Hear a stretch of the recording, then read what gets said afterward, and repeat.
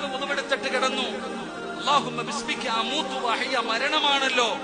ഉറക്കത്തിൽ നിന്ന് എഴുന്നേൽക്കുമ്പോ ദുആ ചെയ്യുന്നു, അൽഹംദുലില്ലാഹില്ലദീ അഹ്യാനാ ബഅദമാ അമാതനാ വഇലൈഹിൻ നുശൂർ. അപ്പൊ മരണമല്ലേടാ.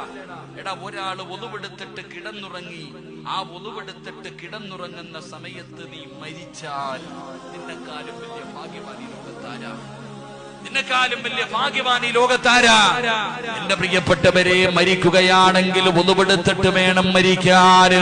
ഒതുവോടുകൂടി മരിക്കലേറ്റം മെച്ചമാ, ജിബ്രീൽ വരുമെന്നും ഹദീസിൽ സ്പഷ്ടമാ. ഒരാൾ ഒതുവെടുത്തിട്ട് കിടക്കുന്ന സമയത്താണ് മരിക്കുന്നതെങ്കിൽ അവന്റെ റൂഹ് പിടിക്കുന്ന സമയം അസ്റായീൽ അലൈഹിസ്സലാം മാത്രമല്ല, ഒരതിഥി കൂടെ വരും. ഒരതിഥി കൂടെ വരും. ഏതാണ് ആ അതിഥി?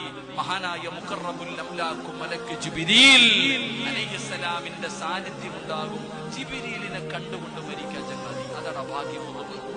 ഒരാൾ ഒതുവെടുത്തിട്ടാണ് മരിക്കുന്നതെങ്കിൽ, അതുകൊണ്ടാ ഒതുവെടുത്തിട്ട് കിടന്നുറങ്ങാൻ പറയുന്നത്. മരണമാണല്ലോ ഉറക്കം.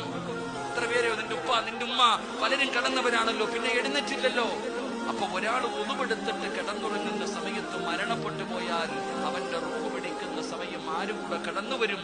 മഹാനായ മുഖറബുൽ അംലാഖ് മലക്ക്